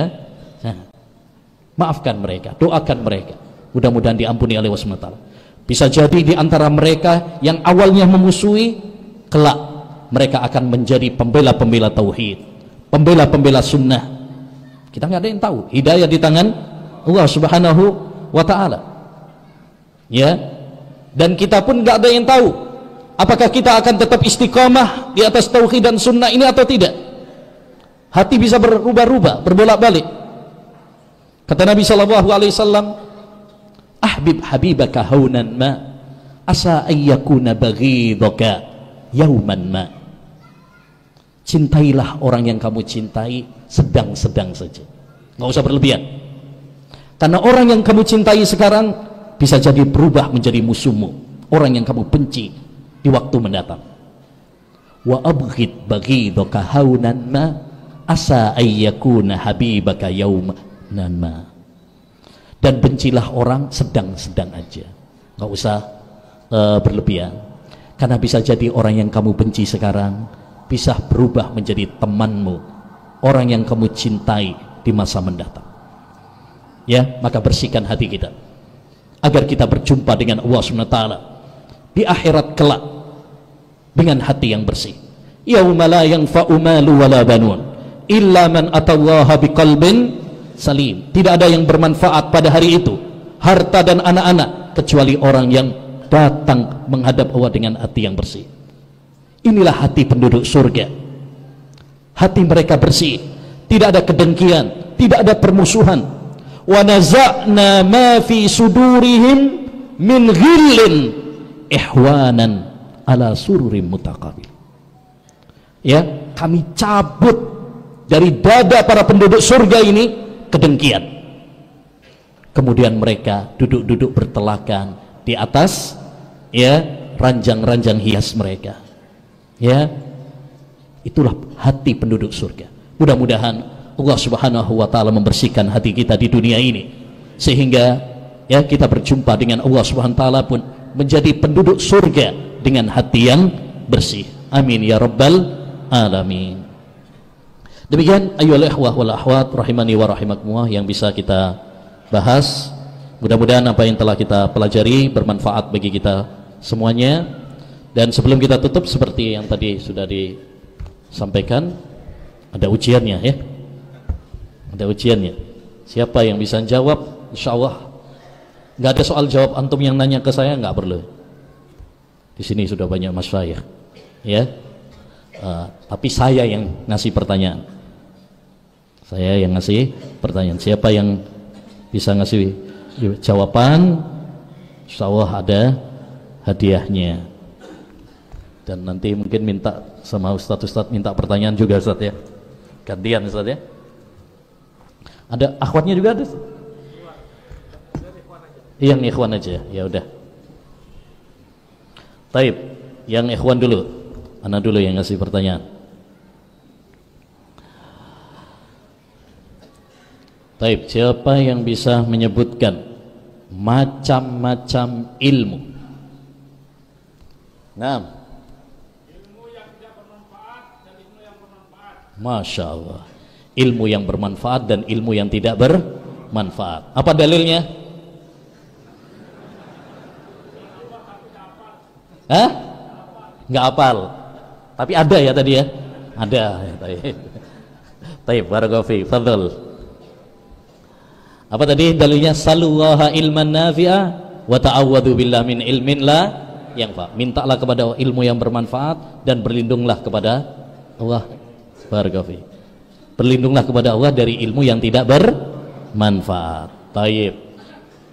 Pertanyaan yang kedua. Tadi kita sampaikan juga ilmu yang tidak bermanfaat ada dua. Nah, untuk ya. Pertama ilmu yang dilarang. Contohnya apa? Ilmu sihir. Ilmu apa lagi? Ilmu pelet ya. Ilmu filsafat ya. Baik. Yang kedua ilmu yang tidak diamalkan. Masya Allah, barakallahu fiik. Fadhal. Baik, pertanyaan yang ketiga. Pertanyaan yang ketiga.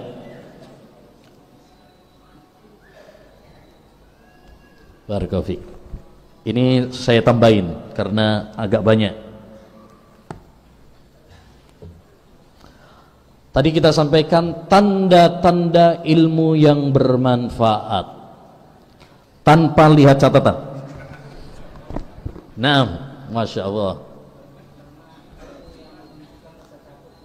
menumbuhkan rasa takut kepada Allah SWT. Betul.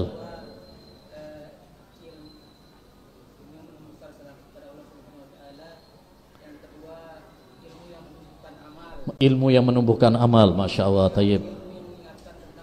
Ilmu yang mengingatkan kepada kematian. Masya Allah. Ilmu yang menjadikan akhlak kita semakin baik. Masya Allah. Masya Allah, terjaga dari fitnah syubhat dan syahwat. 6. Yang keenam, lupa. Ya lumayan lah ya. Yaudah nggak apa-apa. Betul. Taib. Apa yang keenam? Yang menjadikan kita semakin berlapang dada. Nah, nggak baperan. Taib. Taib, tadi kita sampaikan juga, ini saya tambahin juga, kiat-kiat mendapatkan ilmu dan hati yang bersih. Oh ya, sebelah sini ya. Wah, komplain dia. Satu, meluruskan niat, betul. Ya, harus semangat. Taib. Banyak doa. Taib. Taib, berakhlak. Nah, sabar. Sudah? Oh, sudah. Barakallahu fiik. Taib. Fadhil Ustaz, masih banyak ini hadiahnya. Antum aja. Ganti-ganti Ustaz.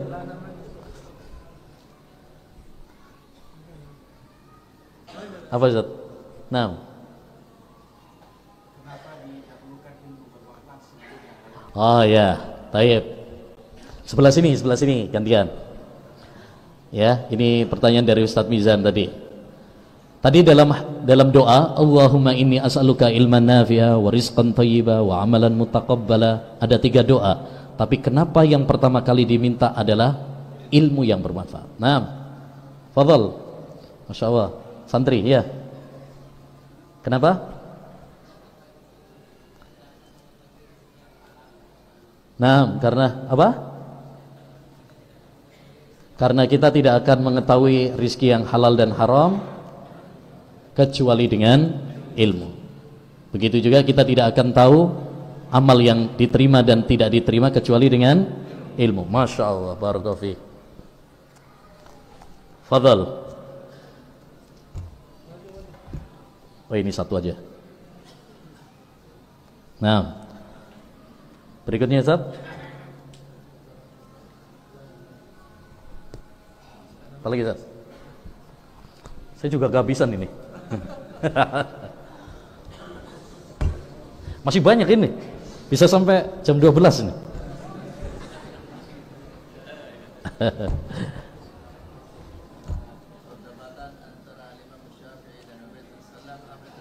Oh ya. Taib. Tadi kita kisahkan debat antara Imam Syafi'i dengan Imam Abu Ubaid. Siapa yang bisa mengulangi secara singkat apa yang diperdebatkan dan bagaimana endingnya, akhirnya? Ayo Pak. Nah.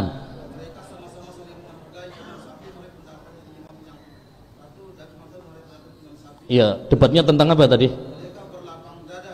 Nah.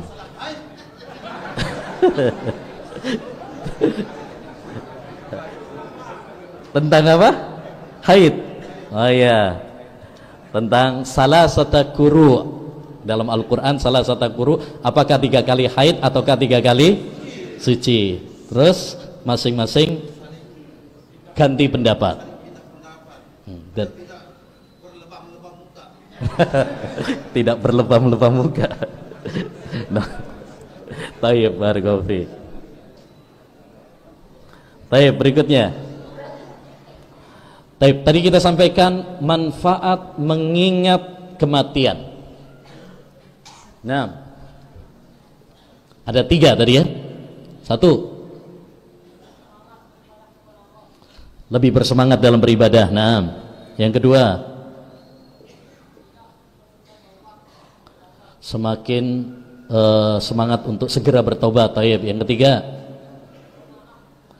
qanaah dengan dunia. Masya Allah, barakallahu fiik. Oh, tayyib. Berarti sudah ini berarti. Ya udah. Sudah berarti. Nanti dijual aja nih. Tayyib. Tayyib, terakhirlah penutup. Kita tutup dengannya. Tadi kita sampaikan ucapan sebagian ulama, laisal ilmu ma nafa, innamal ilmu ma khufid. Laisal ilmu ma khufid, innamal ilmu ma nafa. Nah. Memang udah capek ini Ustaz. Sudah harus selesai memang. Laisal ilmu ma khufid, innamal ilmu ma nafa. Pertanyaannya, siapa yang mengucapkan? Sebelah sini belum ya? Nah, fadal. Imam Syafi'i. Ahsant. Barakallahu fiikum. Subhanakallahumma bihamdika asyhadu an la ilaha illa anta astaghfiruka wa atubu ilaik. Assalamualaikum warahmatullahi wabarakatuh.